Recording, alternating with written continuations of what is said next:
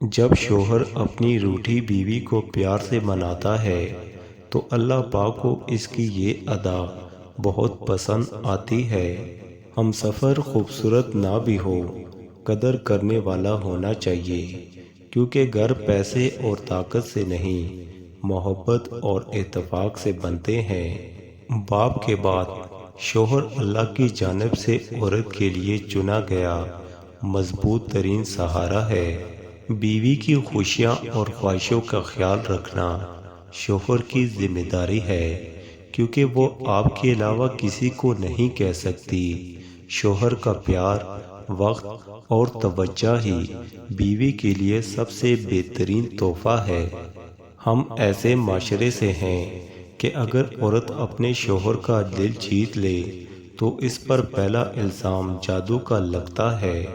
میاں بیوی کا اگٹھے برتن میں کھانا کھانا بے شرمی نہیں، بلکہ سنت رسول صلی اللہ علیہ وسلم ہے۔ گھر سے باہر جاتے ہوئے بیوی کو بتا کر جانا بیوی کی غلامی نہیں، بلکہ بیوی کی فکر اور پریشانی کو کم کرنا ہے۔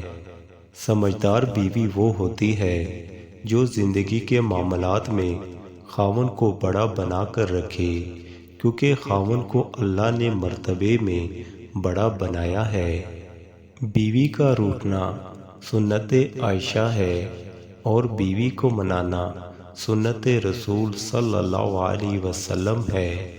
میری دنیا ہے وہاں تک، تیرا ساتھ ہے جہاں تک۔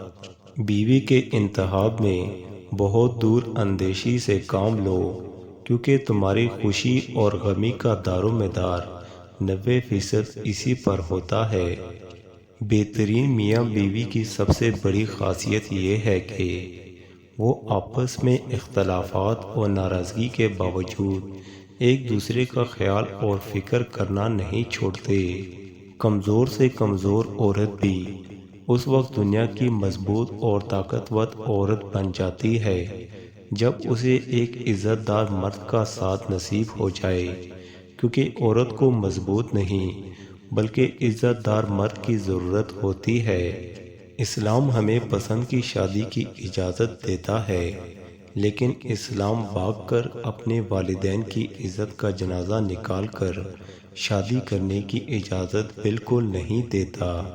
بیوی جب اپنے مسائل شوہر کو بتاتی ہے تو اس کا یہ مطلب نہیں ہوتا وہ شکایات کر رہی ہے، بلکہ وہ آپ پر اعتماد کرتی ہے۔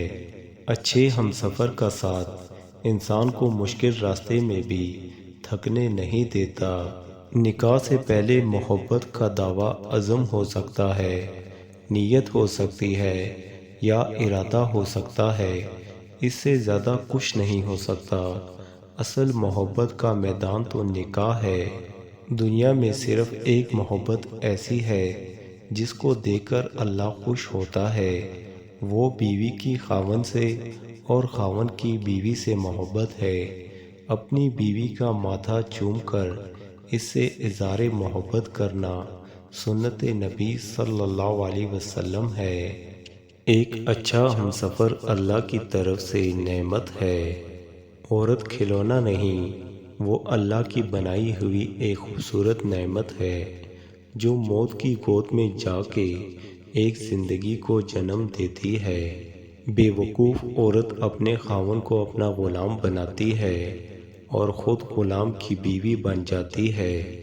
محبت کرنا گناہ نہیں، محبت میں بہک جانا گناہ ہے۔ کہتے ہیں محبت میں سب کچھ جائز ہے، غلط کہتے ہیں۔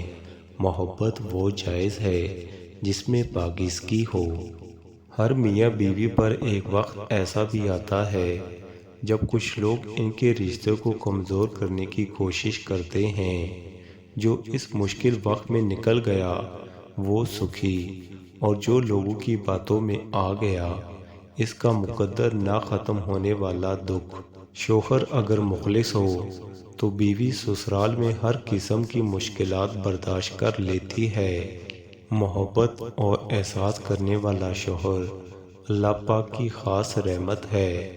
وقت پڑنے پر بیوی کی خدمت کرنا سنت رسول صلی اللہ علیہ وسلم ہے۔ بیوی ناراض ہو کر شوہر سے بولنا چھوڑ بھی دے، مگر شوہر سے محبت کرنا، فکر کرنا پھر بھی نہیں چھوڑتی۔ کمزور سے کمزور عورت بھی طاقتور ہو جاتی ہے جب اسے عزت دینے والا مرد کا ساتھ مل جاتا ہے۔ ایک عورت کی تربیت کا امتحان بہو بننے کے بعد اور اخلاق کے امتحان ساس بننے کے بعد ہوتا ہے۔ جو خوبصورت اور پاکیزہ بیوی مرد سے خود کو ایک درجہ کم سمجھ لے تو اللہ تعالیٰ اسے ماں کی صورت میں 3 درجے بلندی عطا فرماتا ہے۔ بیوی کو عزت دینے والے مرد غلام نہیں ہوتے بلکہ عظیم ماں کے فرمانبردار بیٹے ہوتے ہیں، جس نے اپنی اولاد کو عورت کی عزت کرنا سکھائی ہوتی ہے۔ دنیا کی سب سے خوش نصیب عورت وہ ہے جس کے پاس ایک مخلص مرد ہے۔ بیوی صرف نام سے بدنام ہے، ورنہ تکلیف میں ساتھ صرف وہی دیتی ہے۔ باپردہ عورت غیرت مند بھائی، غیرت مند باپ اور غیرت مند شوہر کا فخر ہوتی ہے۔